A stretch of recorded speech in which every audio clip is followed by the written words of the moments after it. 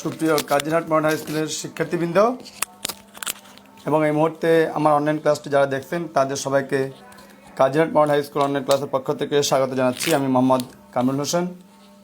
সুপ্রিয় শিক্ষার্থীবৃন্দ, আশা করছি তোমরা বাড়িতে আছো, ভালো আছো। বাড়িতে থেকে তোমাদের নির্দিষ্ট অ্যাসাইনমেন্টসমূহ সম্পন্ন করার চেষ্টা করো। আমরা চেষ্টা চালিয়ে যাচ্ছি তোমাদেরকে এগুলা করতে সহায়তা করার জন্য। আজকে আমি অষ্টম শ্রেণীর শিক্ষার্থীদের সাথে এই সপ্তাহে যে অ্যাসাইনমেন্টটা দেওয়া হয়েছে ওই অ্যাসাইনমেন্টটা নিয়ে আমি কাজ করব। তো চলো শিক্ষার্থীরা, চলো আমরা অ্যাসাইনমেন্ট নিয়ে কাজ করি। অ্যাসাইনমেন্টটা হচ্ছে এই সপ্তাহে যেটা দেওয়া হয়েছে তোমাদের সরল মুনাফা এবং চক্রবৃদ্ধি মুনাফার উপরে। কেমন? এখানে একটা সঞ্চয় স্কিমের কথা বলা আছে। সঞ্চয় স্কিমের এক্ষেত্রে দেওয়া আছে কি, সঞ্চয় স্কিমের একটা সঞ্চয় স্কিম মানে যেমন একটা ওই এনজিও সংস্থা, তাদের একটা সঞ্চয় স্কিম মূলধন দেওয়া আছে P=15,000 টাকা। সঞ্চয় স্কিম পূর্ণ হওয়ার জন্য যে সময়ের জন্য টাকাটা নেওয়া হয়েছিল সেটা হচ্ছে 3 বছর। আর সঞ্চয় স্কিমের এখানে মুনাফার হারটা ধরা হয়েছে 9%। ঠিক আছে, মুনাফার হারটা ধরা হয়েছে 9%। এখন বলা হয়েছে যে সরল মুনাফার ক্ষেত্রে নির্দিষ্ট সময়কাল, অর্থাৎ কত বছর? আমাদের 3 বছর। 3 বছর পর মুনাফার পরিমাণ আই ইকুয়াল হোয়াট, মানে আই ইকুয়াল বাই করতে হবে কত। এরপর খতে বলা আছে নির্দিষ্ট সময়কাল ফর মুনাফা আসল, নির্দিষ্ট সময়কাল মুনাফা আসল এ ইকুয়াল কত, অর্থাৎ আমাদের মুনাফা আসল বের করতে হবে এক্ষেত্রে। তো ঠিক আছে, তাহলে চলো আমরা প্রথমে লিখে নিই কি কি আছে আমাদের সমাধান।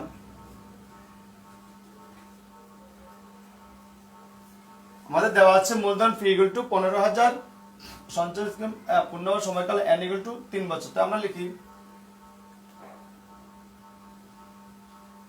মূলধন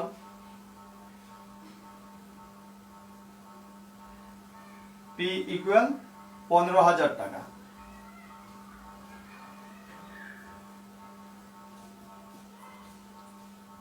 সময়কাল N=3 বছর, মুনাফার হার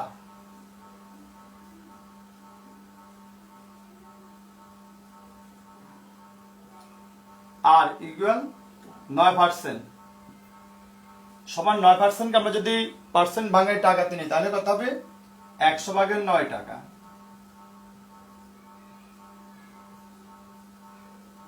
কেমন? এখন খেয়াল করো, আমাদের এই জিনিসটা, এই তিনটা উদ্দীপক ক খ দুটোর জন্য ব্যবহার হবে, আবার চক্রবৃদ্ধি মুনাফার ক্ষেত্রে যেগুলো দেওয়া আছে এগুলোর জন্য ব্যবহার হবে। প্রথম আমরা এটা শেষ করি, তাহলে আমরা এটা শেষ করতেছি প্রথমে ক। কেমন? নির্দিষ্ট সময়কাল 3 বছর পর মুনাফার হার আই ইকুয়াল টু কত। আমরা তাইলে মুনাফার হার আইটা কেমনে নির্ণয় করতে সেটা আমরা দেখিয়েছিলাম সরল মুনাফার ক্ষেত্রে। কেমন? সরল মুনাফার জন্য আই ইকুয়াল টু কি, PNR। তাহলে আমরা লিখি সরল মুনাফার ক্ষেত্রে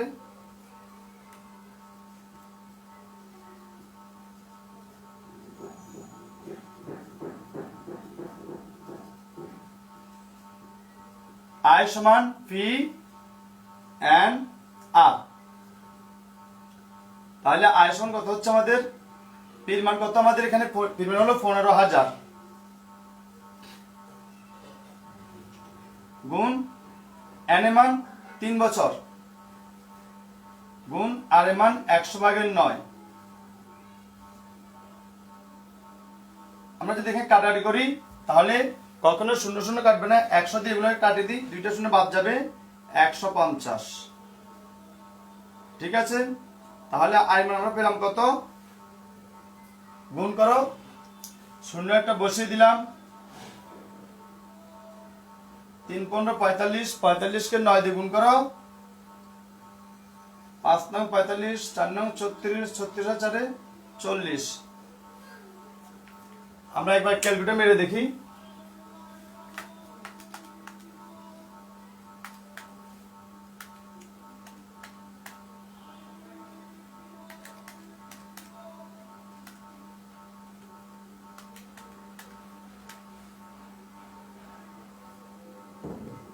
15,000 গুণ 3 গুণ 9 ভাগ 100, 4,050 টাকা। ঠিক আছে, আমাদের তাহলে আয়ের মান পেয়ে গেলাম কত টাকা, এত টাকা। এটা আমাদের একটা উত্তর। ঠিক আছে, আমাদের নির্দিষ্ট সময়কাল 3 বছর পর মুনাফার হার আয়ের মান পেলাম কত আমরা, 4,050 টাকা। ঠিক আছে, এরপর আমরা দেখব খ নাম্বার বলছে কি, খ নাম্বার বলা আছে নির্দিষ্ট সময়কাল, এখানে বলা আছে নির্দিষ্ট সময়কাল পর সরল মুনাফা এবং মুনাফা আসল, সরল মুনাফায় মুনাফা আসল কত, কেমন মুনাফা আসল নির্ণয় করতে বলছে। তাহলে আমরা মুনাফা আসল নির্ণয় করার জন্য আমাদের সূত্র হলো কি, সরল মুনাফায়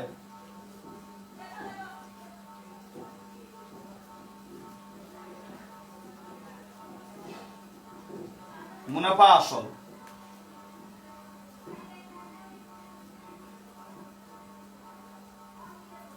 এ সমান পি যোগ আই।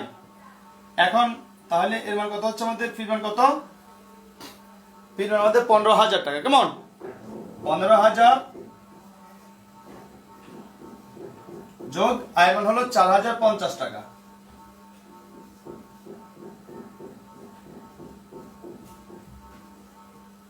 সমান, তাহলে কত হচ্ছে 19,050 টাকা।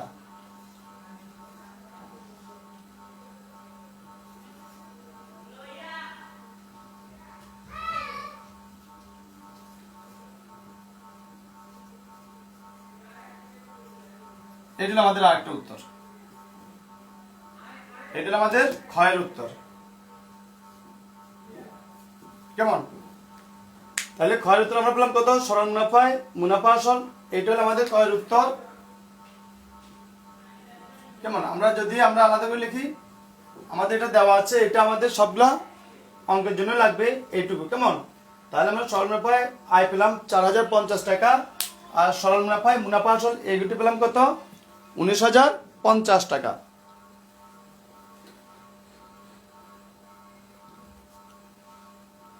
তো ঠিক আছে, চলো আমরা পরবর্তী অঙ্কে যাই। পরবর্তী অঙ্ক হচ্ছে আমাদের চক্রবৃদ্ধি মুনাফার ক্ষেত্রে। চক্রবৃদ্ধি মুনাফার ক্ষেত্রে আমাদের 1 বছর অন্তর চক্রবৃদ্ধি মূলধন কত, তোমাদের প্রশ্ন মধ্যে দেওয়া আছে। আমি প্রশ্নটা যদি দেখাই তোমাদেরকে, দেখো প্রশ্নটা তোমাদের অ্যাসাইনমেন্টের যে প্রশ্ন এখানে দেওয়া আছে কি, ক প্রথম বছর অন্তর চক্রবৃদ্ধি মূলধন সূত্র উল্লেখ কত। তাহলে আমরা এখানে অবশ্যই সূত্রটা আমাদের লাগবে, আমরা সূত্রটা ব্যবহার করব। ঠিক আছে, তাহলে তারপর আমরা বলছি কি, খতে বলছে দ্বিতীয় বছর অন্তর চক্রবৃদ্ধি মূলধন, তাও সূত্র লিখতে হবে। সূত্র আমাদের সবগুলোতে লেখা হয়, সূত্র আমার জানা আছে। তাহলে আমরা আসি খ করার জন্য। আমাদের চক্রবৃদ্ধি মুনাফার ক্ষেত্রে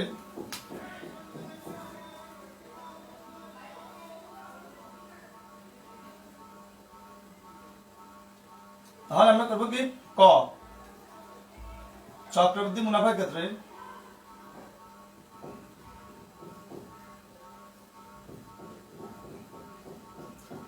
চক্রবৃদ্ধি মুনাফার ক্ষেত্রে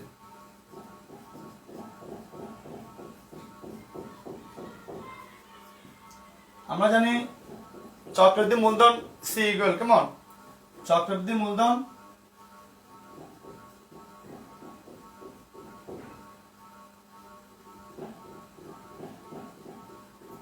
সি সমান পি ইন্টু 1 যোগ r whole to the power N.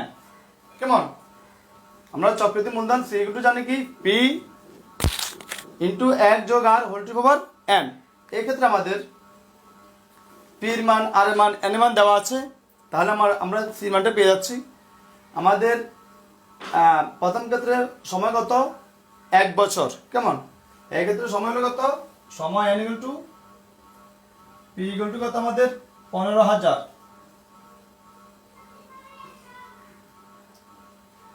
N equal to 3 বছর, এন ইকুয়াল টু আমাদের এখানে 1 বছর, আর মুনাফার হার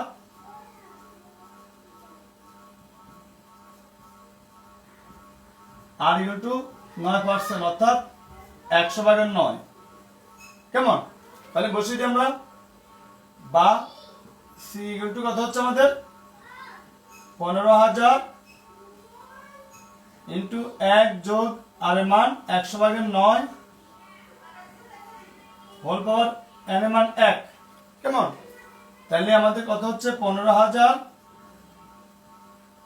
গুণ এখানে কত হচ্ছে 100/100 কে 100 100 তে 9 যোগ করলে কত হয় 109। কেমন? 109 লিখে দিলাম। যেহেতু পাওয়ার 1, তাহলে আমাদের এখানে পাওয়ার 1 বার লিখে ফেললাম। আমরা কাটাটি দিলে কত হচ্ছে আমাদের এখানে 150 109 গুণ করি কত হচ্ছে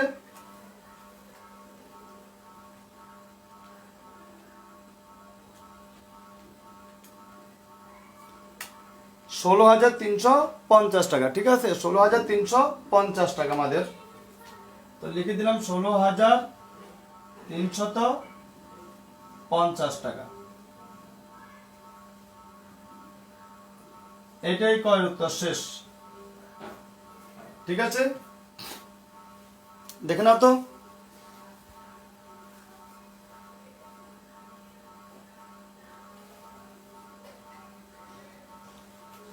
তাহলে আমরা করলাম কি, আমাদের সূত্র জানা আছে C equal to P into 1 যোগ r whole to power n. এখানে আমাদের পি মানে 15,000 আর আর এর মান 100/9, এন এর মান প্রথম ক্ষেত্রে এটার জন্য 1 বছর। কেমন? তাহলে আমরা করে নিলাম, আমাদের কয়ের উত্তর শেষ। ঠিক আছে, আমরা এবার আসবো খতে। খ করার জন্য আমাদের করতে হবে কি, খ করার জন্য বেশি কিছু করা লাগবে না। দেখো, ক্ষয়ের জন্য আমাদের করতে হবে কি, আমাদের সূত্র একই থাকবে, শুধু করতে হবে কোথায়, এখানে n ইকুয়াল টু ক্ষয়ের জন্য কত হবে, n ইকুয়াল টু ক্ষয়ের জন্য 2 বছর, n ইকুয়াল টু 2 বছর। তাহলে এখানে n এর মান কত হচ্ছে 2 বছর। কেমন?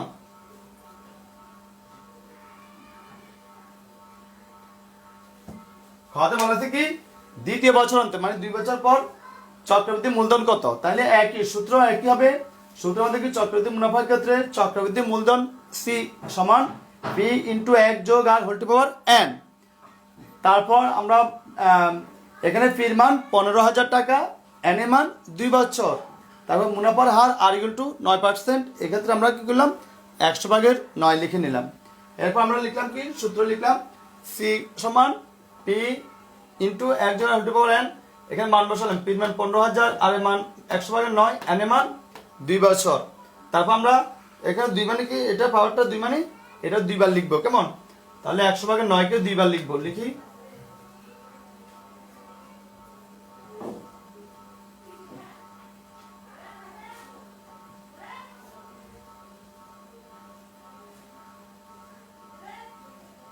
এটা যদি 2 বার লিখবো তাহলে লিখি গুণ 109 গুণ 100।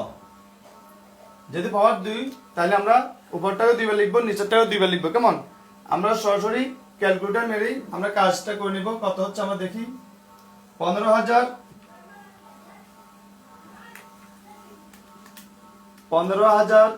গুণ 109 গুণ 109 ভাগ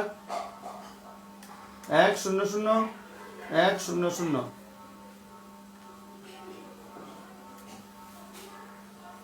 17,821.5। কত হচ্ছে 17,821.5। আমরা লিখে দিচ্ছি 17,821.5 টাকা।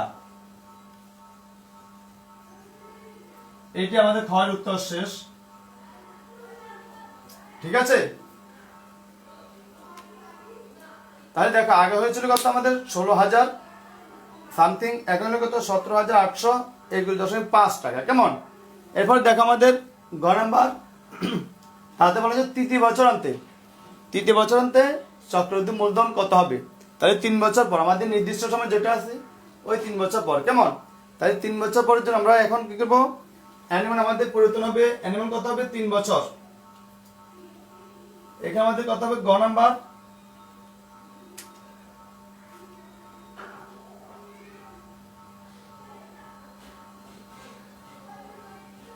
আমরা এটা মুছে দিচ্ছি। তাহলে আমাদের এখানে n এর মান হবে 3 বছর, তারপর n এর মান এখানে হবে 3 বছর। কেমন? সূত্র একই, সূত্র আমাদের হয় আগেরটাই, c সমান p ইনটু 1 যোগ r হোল পাওয়ার n, একই সূত্রের মাধ্যমে। তাহলে c সমান 15,000 ইনটু 1 যোগ 100/9 হোল টু পাওয়ার 3। n এর মান যেহেতু আমাদের এখানে n এর মান কত? 3 বছর। কেমন? গতে n এর মান হলো কত? গতে n এর মান 3 বছর। কেমন? তারপর আমরা লিখি, কত লিখবো? 15,000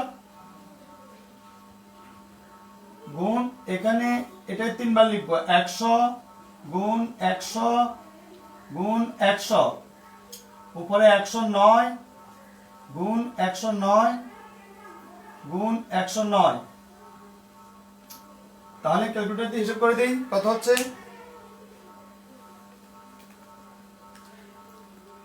15,000 গুণ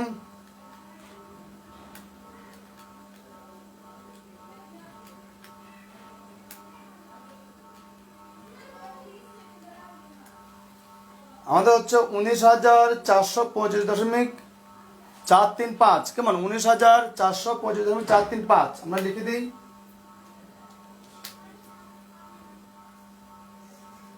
$19,425.435, এটা লিখে যায় কত? 19,425.44 টাকা। এইটা আমাদের উত্তর। গয়ের উত্তর আমাদের এখানেই শেষ। ঠিক আছে, তাহলে আমরা চক্রাদি মুনাফার ক্ষেত্রে ক, খ, গ তিনটাই করে নিলাম। তিনটাই করে নেওয়ার পরে আমরা পেলাম এত। আচ্ছা, এবার আসি আমরা ঘতে নির্দিষ্ট সময় পর চক্রবৃদ্ধি মুনাফা। আমাদের চাওয়া থেকে নির্দিষ্ট সময় পর চক্রবৃদ্ধি মুনাফা। এখন আমরা চক্রবৃদ্ধি, এখানে কি আছে? 3 বছর পর চক্রবৃদ্ধি মুনাফা মূলধন, এখানে কি মূলধন প্লাস চক্রবৃদ্ধি মুনাফা দুইটা আমাদের এখানে একসাথে আছে। কেমন? তাহলে আমরা এখান থেকে কি করবো? আসলটা বাদ দিয়ে দিব, তাহলে আমাদের চক্রবৃদ্ধি মুনাফাটা পেয়ে যাবো। কেমন? তাহলে চক্রবৃদ্ধি মুনাফা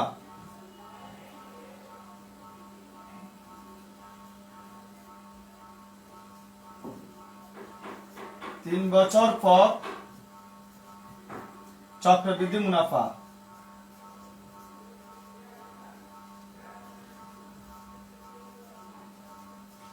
কত হচ্ছে?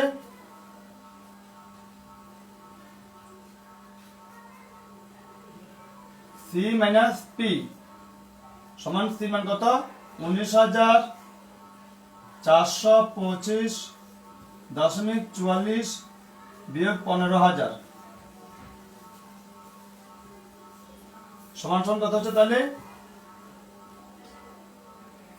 4,425.44 টাকা।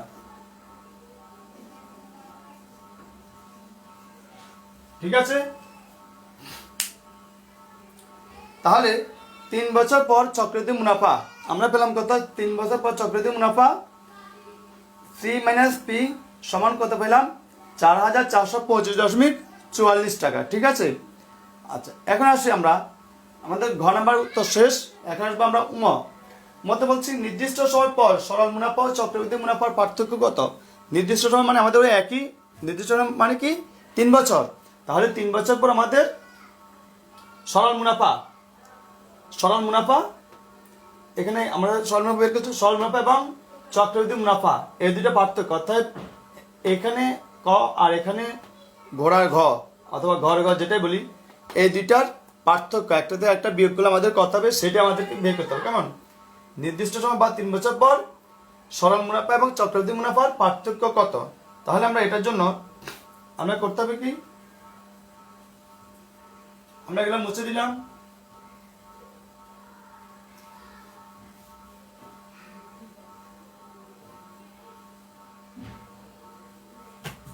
নাম্বার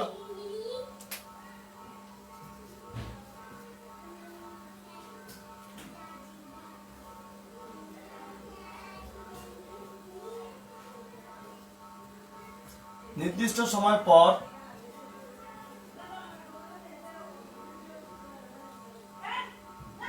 সরল মুনাফা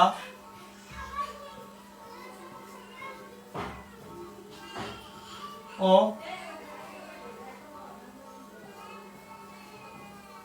চক্রবৃদ্ধি মুনাফার পার্থক্য কত হচ্ছে? আমরা আগে সবসময় রাখবা চক্রবৃদ্ধি মুনাফাটা বেশি হবে আর সরল মুনাফা কম হবে। কেন? চক্রবৃদ্ধি মুনাফা অর্থাৎ এক বছর পর তুমি যে মুনাফা পেলা ওই মুনাফা আমার পরের বছর মুনাফা পাবে, এই জন্য চক্রবৃদ্ধি মুনাফাটা কি হয় বাড়তে থাকে। কেমন? তাহলে আমরা করবো কি, এটার থেকে আমাদের এটা বাদ দিব। তাহলে করি 4,425.44 বিয়োগ 4,050 টাকা বিয়োগ করলে কত হচ্ছে দেখো তো? 4,400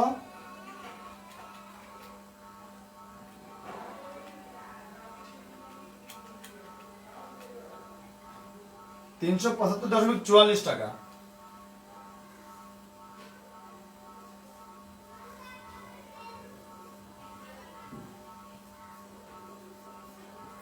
ঠিক আছে, দেখো তো।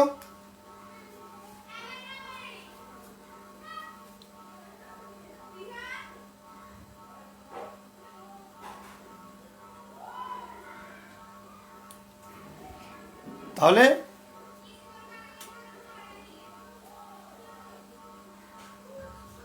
আমরা পেলাম কত?